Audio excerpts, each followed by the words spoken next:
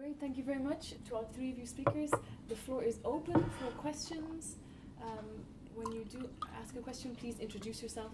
And if it's a question specifically to one person, you can let us know. Otherwise, we can take them for all three speakers. So we'll gather a few questions now and respond to them together. So. Yes, please. Thank you. Many thanks to the speakers. I'm Georgios Kostakos from the Foundation for Global Governance and Sustainability.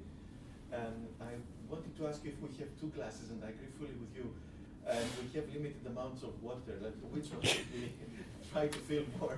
Because I think the process is becoming so complicated, and the Article 15 committee and 800 experts, and some things that only the negotiators understand themselves, and their impact is minimal, really, to be honest. And I speak as an insider. It was the first COP that I didn't attend after many years. And I usually was there with the Secretariat as a consultant to help them. But in this case, I felt I didn't want to go, basically, because we can go on, and the real world doesn't feel the impact eventually. And we sell every COP as the savior of the world, which is wrong, because the action is with the governments, the companies, each individual person, and that's where the actual battle will be won or not. So I think, I don't know if we should encourage this complication, if there is a way to move out. The Secretary General with the summit perhaps is another way to bring it to a more prominent political level. But if it continues like this, I think eventually the people will be even more, how can I say, disassociate themselves from the process, and the issue will suffer because of that, because the process is very complicated and not really delivered. Thank you. Thank you. Sebastian, yes? If nobody else, Sebastian is over to the Institute for European Studies here. Thanks very much to Harro for already going to what could be future things, and I would like to kind of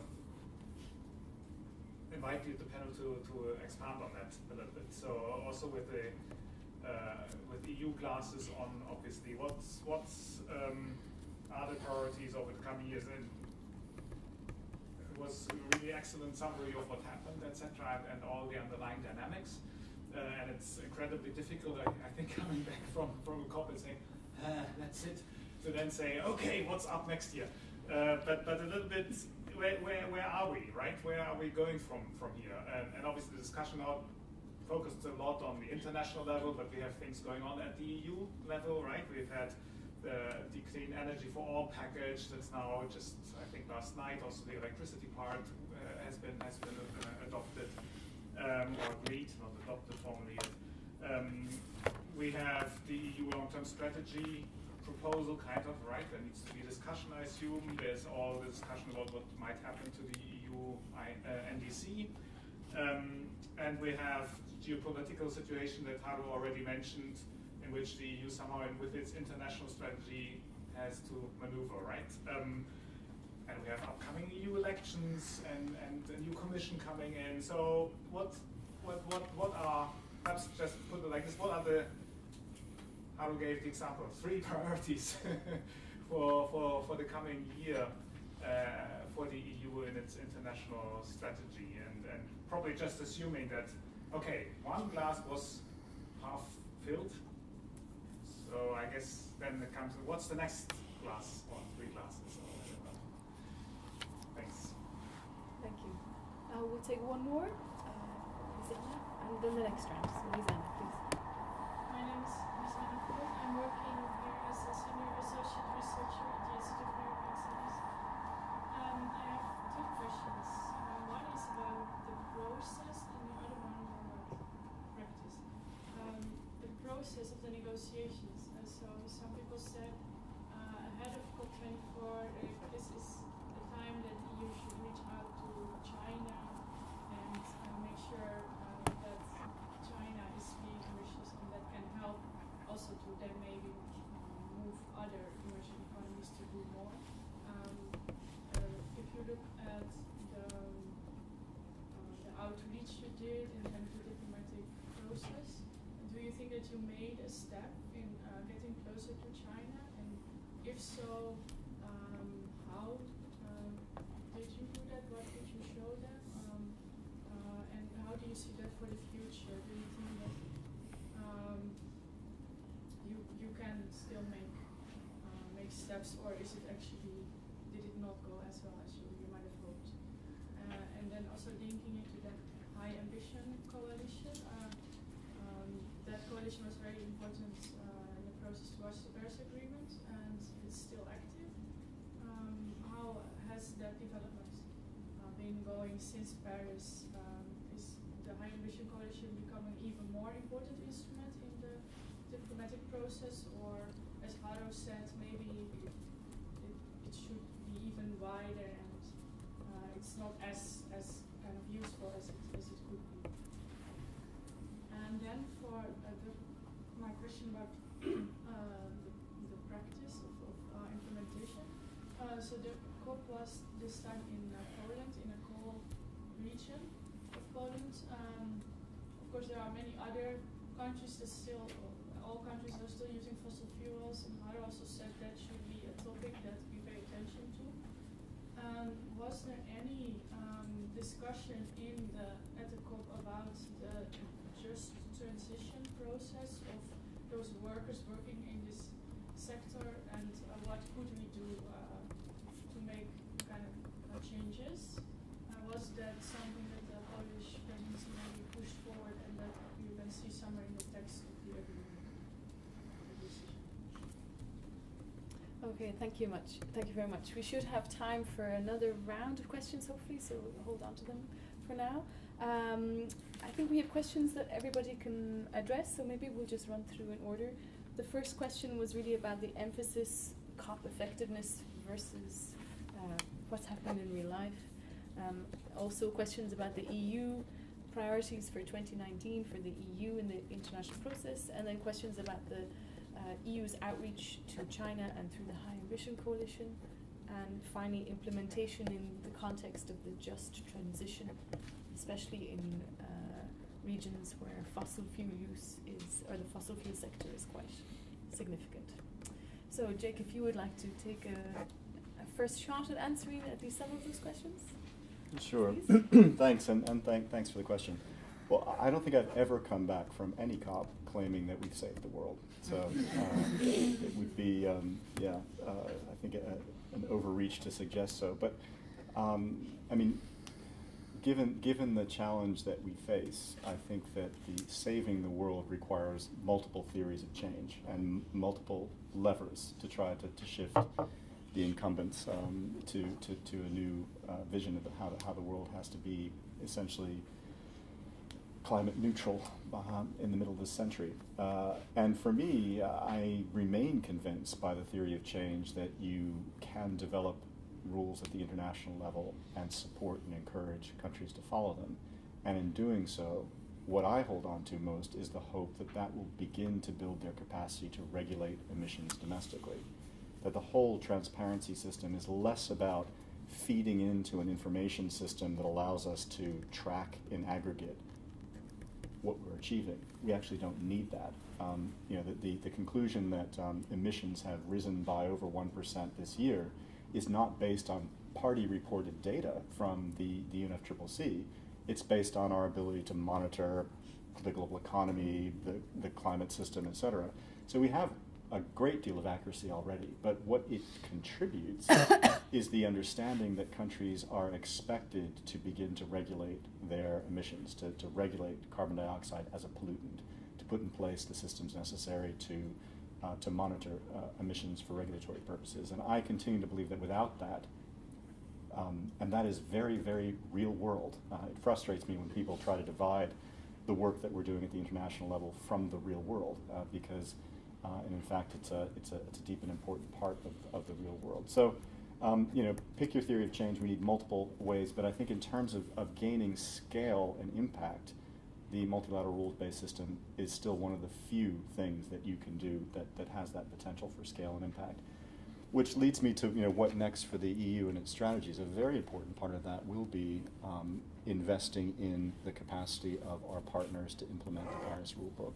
Again, not so much for international reporting, but to build the regulatory capacity domestically, and to sharing a lot of the experience that we've had as the EU, which I think is still sadly unique worldwide, in terms of regulating CO2 and regulating CO2 and other greenhouse gases for the purposes of putting an economy on track towards climate neutrality. I think we are unique in doing that. There are other countries that are making big strides, like China, but they're doing it motivated by much more immediate domestic concerns about air quality and energy security, et cetera. So I think that there are a lot of lessons that if we can bring, with tact and with capacity and with understanding, that can help move other countries to do similar things. We will be focusing primarily on the major economies through that kind of work. We will obviously continue to support the poorest and most vulnerable countries in other ways through development assistance. But in terms of technical assistance, I think that will be a primary aspect of our work. The negotiations will continue, believe it or not. There are some unfinished pieces of the puzzle that still need to be solved, but they are of a highly technical nature. The common tabular formats for the national inventory reports still need to be completed. We still have to do some work on markets, and yes, there will be continuing pressure for more engagement of other parties on the way in which we track climate finance. I reject the idea that there aren't quite sophisticated ways for doing that. They've just been developed within the OECD primarily by donors. They haven't been multilaterally blessed yet, but I think that they are actually quite robust and detailed. In terms of China outreach in the run-up to the COP, it was very intense.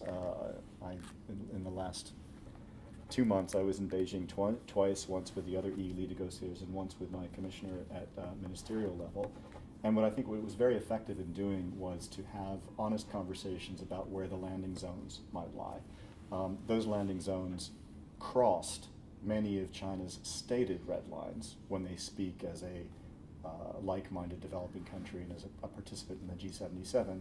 But in a bilateral context, they were willing to say, yes, we are comfortable with largely doing away with bifurcation in the rules, with some of these flexibilities that we just described. Even a willingness on China's part to begin to think of themselves as a donor, reporting into the international system. So we made a lot of progress there. Tactically, China held back on revealing its willingness to accept those landing zones to the last minute and to the last moment of the negotiations. But nonetheless, I think that went well. They are still committed to this process that we started with them in Canada 2 years ago, the Ministerial on Climate Action, and they will be hosting the MOCA next year in China, probably with a focus on markets, because that was the area that's least complete. Where I think we had the most difficulty, and will continue to have the most difficulty, is thinking about how the EU's potential to go further, that Ulriikka pointed out, and which my own commissioner has talked about publicly. As a result of our implementing legislation, we clearly can go beyond 40% and maybe even beyond 45% in terms of emissions reductions if all of our policies are fully implemented. How we can use that potential to leverage others, because the EU has found itself in the position many times in history where it announced its ambition and everyone says, thank you, EU. Feel free to pursue that, but no one has joined us in it. And as our regional emissions are globally less relevant as we reduce them year to year, showing leadership with no one following you is in fact not all that helpful. China obviously clearly has potential to do more than they've committed to in Paris, but at least up until now they have not shown a willingness to get on an international stage and in some kind of synchronized way jump together with the EU to see whether others will jump with us. So I think that remains the big diplomatic challenge there. The High Ambition Coalition was useful again, I think particularly with messages around greater ambition through the declaration that they made. They weren't necessary as they were in Paris to tip the rest of the international community behind the support of the adoption of the rule book. I think that's because China was already with us, so they didn't need to be in any way isolated in those negotiations. And I think that the coalition tends to be much focused on high-level political messages than on detailed aspects of the rules. But so I don't know exactly what their role will be in the future. Those who follow other actions by more progressive countries, there was this climate vulnerable summit that took place beforehand. And I haven't heard an assessment of how effective that was in terms of attracting public support or attention or whatever, but I think that's another space to watch in terms of progressives getting together. And let me stop there. There's a lot more left in the questions to answer, but I'll leave that to the other panelists. Thanks. Okay. Yeah. You're not the first one who asks if the COP is now the appropriate process, and I hear you that if it's always the whole of the show of climate is then these 2 weeks before Christmas and lots of technical details is actually what gets done, then there's a danger that it's a wrong forum. So, but I shall reflect this, but I don't have a good answer. But it is of course this is a global challenge. There's no doubt that you need a global solution, and then domestic action incentivizes international and vice versa. And when many of the processes why EU is moving forward, it's because they are international process has given us hooks why we need to do that. So what are the next steps for the EU? So we're very much focused. We've been since before Paris on the revision of the target, and I see that like many member states are calling for 55 and even at least 55% by 2030. So it's not just what the legislation brings us. I think that there should be an open discussion if it should be even more than that, and this would require, of course, then opening the legislation. And then how do you do that in the next 2 years? If we're delaying this discussion, then it gets more and more difficult. So I would like to hear from the Commission how this could happen. How could we open the legislation that we have just closed? So there's something that should be discussed, and given the elections coming this year and Commission also being away, there's really a lack of time to do this. When we then go to 2021, when the implementation period starts, then I'm sure that our calls of revising the targets will not end, but there will be lots more technical obstacles for that. And if we're thinking like 2020 target, have reached it years before 2020, and it's still we haven't been able to revise it while we're in the implementation period. So we keep on focusing very much on that now in the last 24 months that we have ahead of us. Maybe just on the just transition. That there was the presidency did the declaration on just transition, and NGOs also have been discussing that a lot. We had now the yellow vests in France happened during, and the carbon tax was pulled back. So we spent a lot of time discussing how these policies should be implemented, and I think that everybody has learned a lot from the French example. It was introduced as a part of a package that was further enhancing social injustice. There were tax cuts for the richest part, etc. So it was done in a completely unsophisticated manner, if one might say, but this is definitely something that we need to discuss. But also that the transition that is due by climate, that we need to change our energy systems and the whole economy. It's not the only transition that is ongoing. There's the automation, artificial intelligence, everything that might have even bigger impact. So it's also not, we shouldn't take all the responsibility for addressing this transition, but of course it's an obstacle as long as we manage to do that.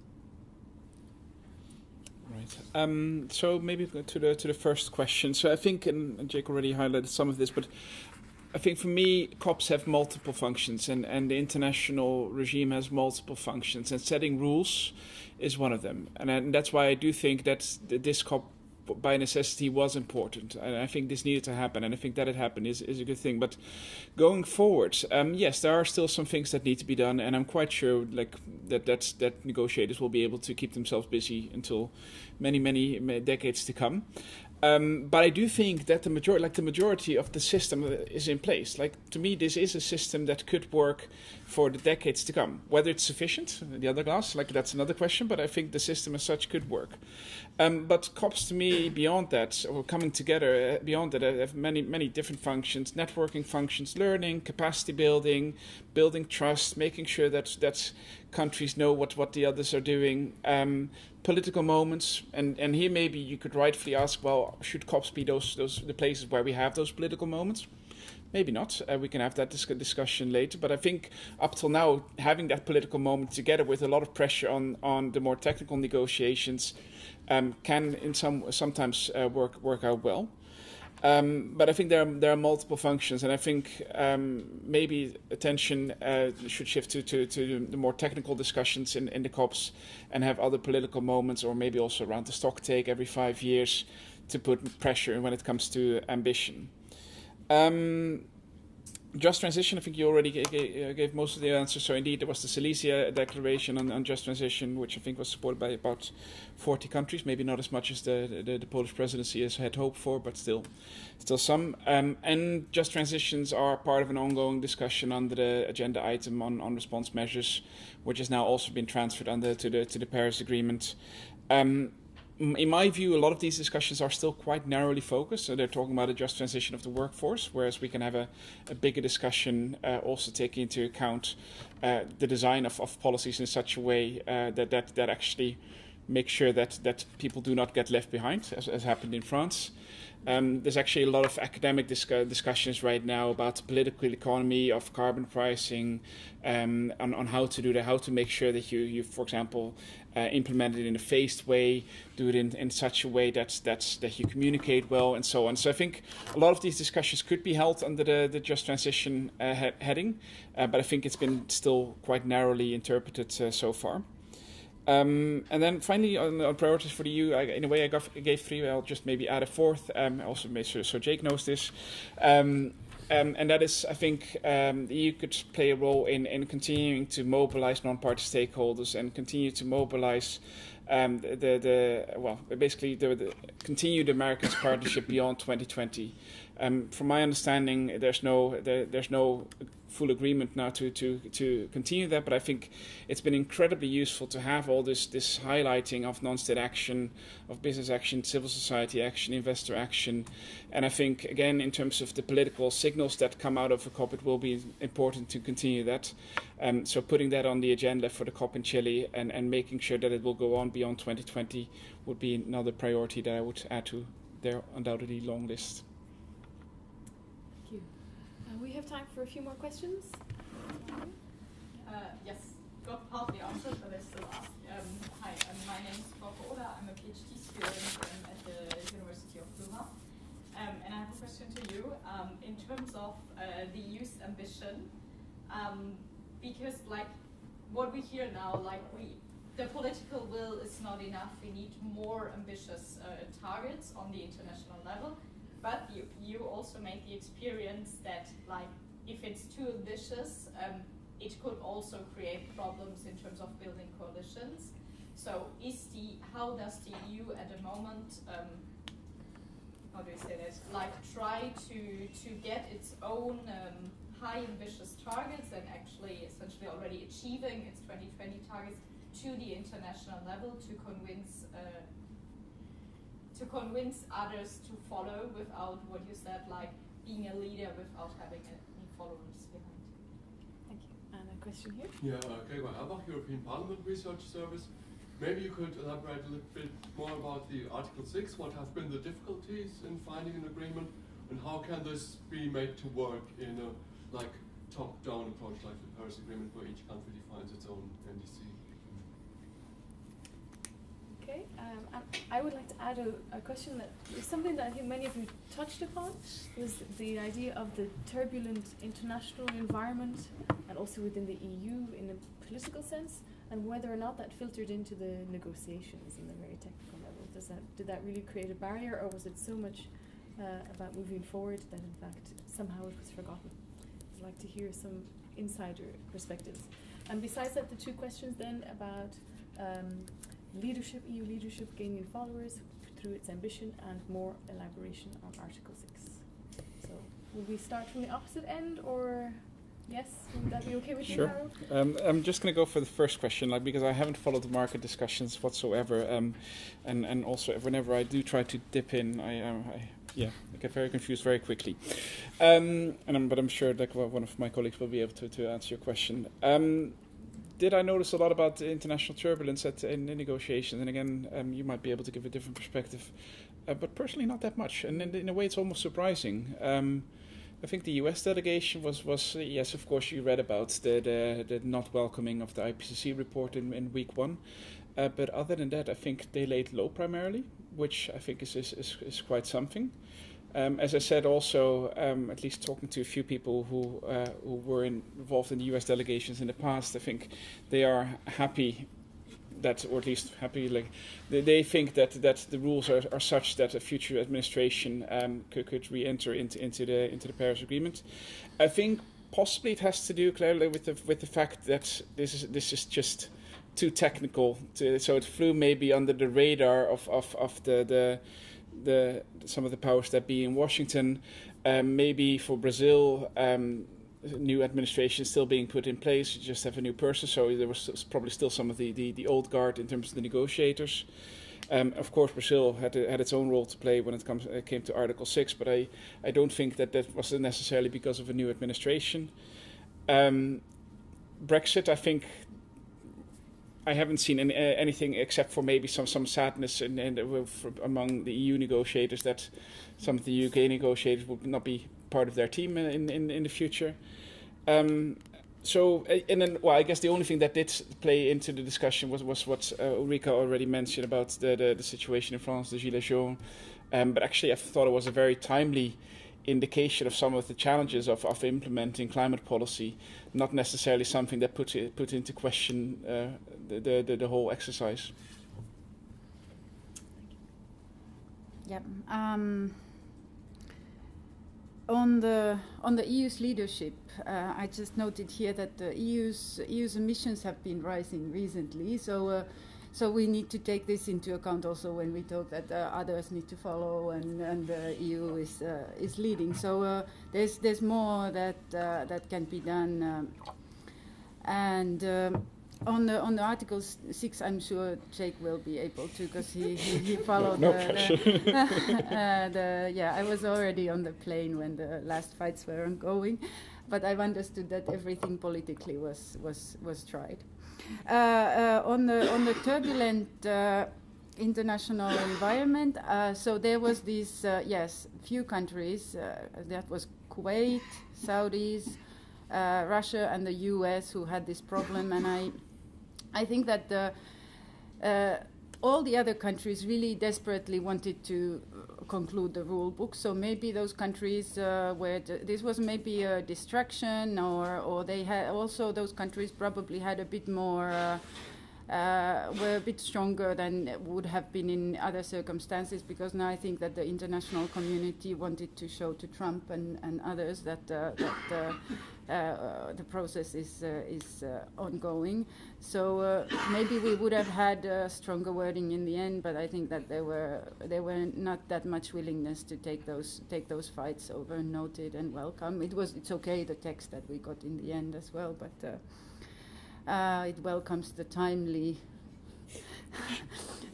completion, so it's great. But I'll pass to Jake. Thank you. Thanks. Well, there once again lots of issues bundled in those questions. Maybe starting with the EU leadership. I think there are two. I think there are going to be multiple opportunities for the EU to convey leadership and try to get others to follow in the coming years. One is through the further development of the long-term strategy. It's been noted here, but it's been very, very important for the end of this commission to begin to set a vision for the next commission, because we don't know how the politics will change with the parliamentary elections and the appointment of a new college and a new president to the commission. But for us, it was very important to lock in, to some extent, that the notion that we have to respond to the science, and that long-term strategy, that vision from the Commission, takes as its starting point the 1.5 degree report, moves on to what Paris says about the need to move towards climate neutrality, and then maps out pathways that shows that it's hard but possible, even under keeping our understanding of existing technologies relatively stable. And I think that in terms of our partners, they are very interested in that, because we were the first to do it and the first to model it in quite a specific degree of detail. And so when we do the outreach with emerging economies as a next step, I think the long-term strategy is going to be at the center of that. And if you can actually embed that thinking into planners and policymakers, that's the way in which they have to start planning the design of future investments in energy and buildings and transport, et cetera, that would be a major achievement. Of course, the EU hasn't demonstrated it's been able to do that itself yet.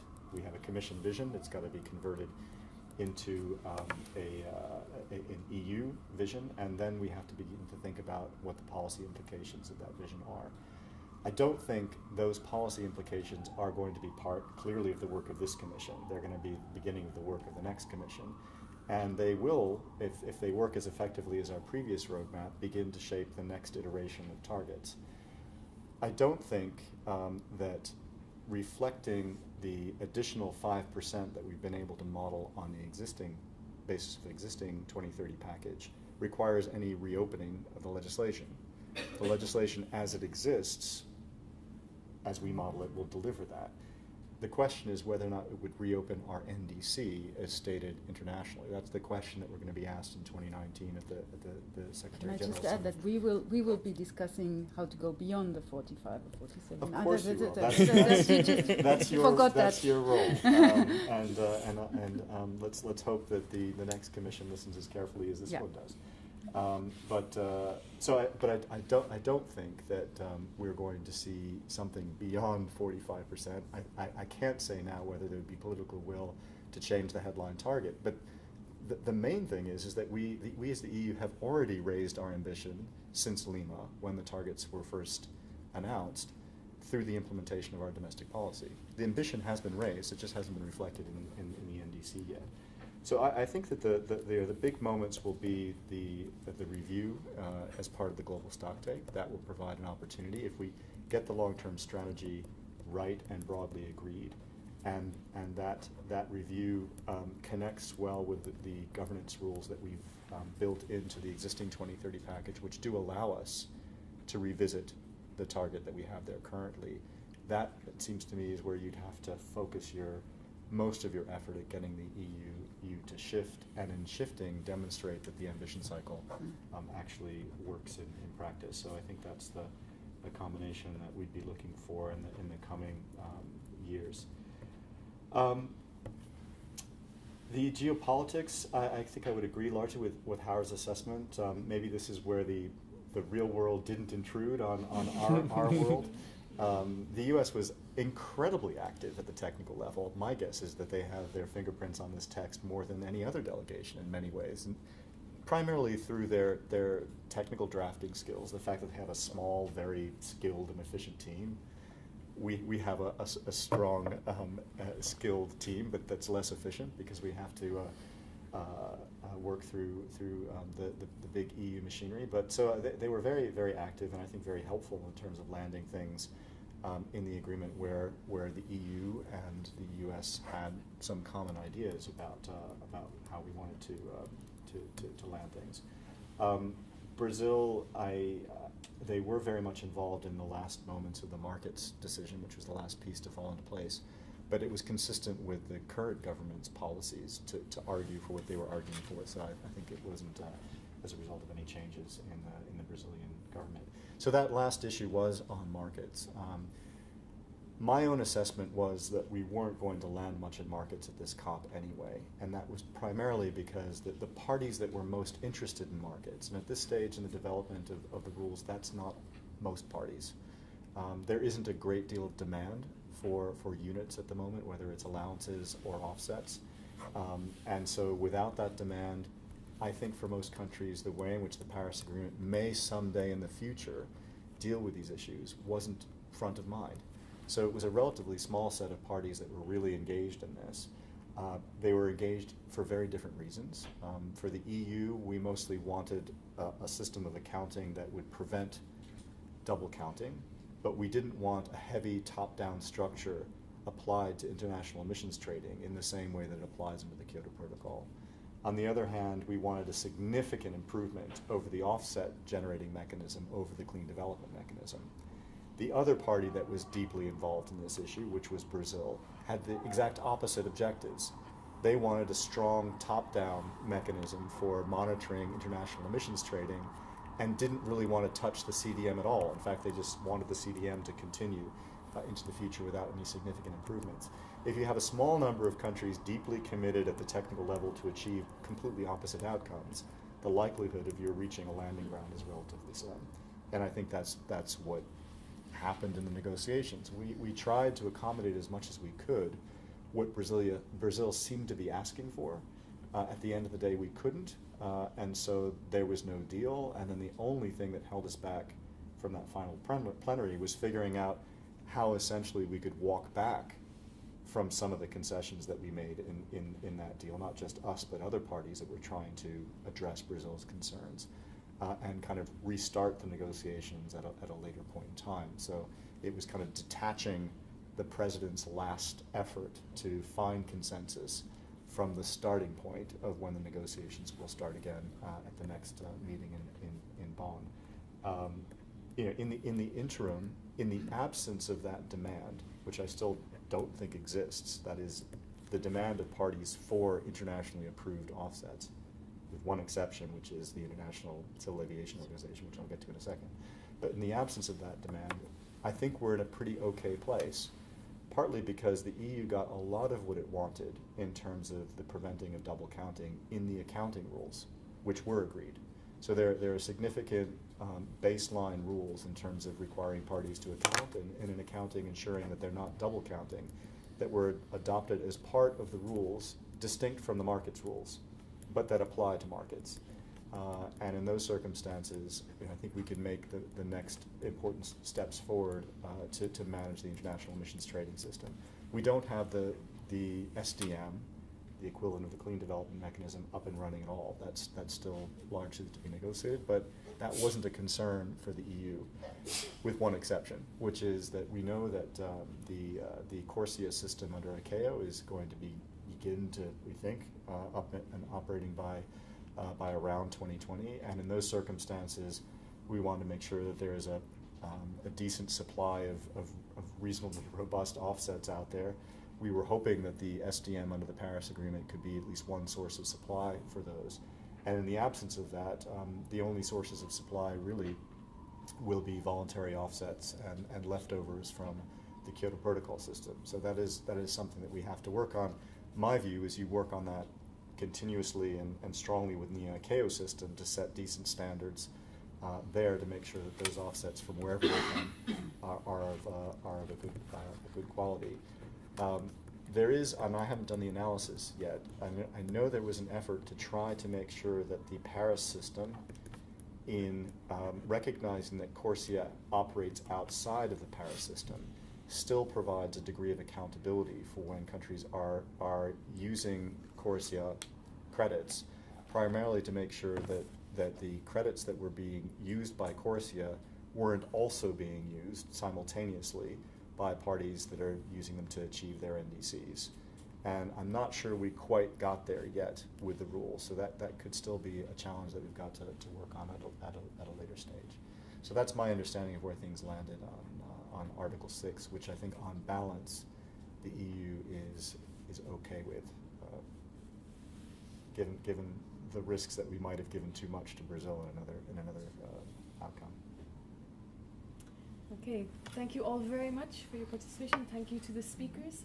Before we go, I'd like to remind you that this event was organized under the research network GovTran, governing the EU's climate and energy transition in times of turbulence. And I welcome you to check out our website when it will be launched in January, and also to sign up to our email list for information about events that we'll be hosting for the next number of years.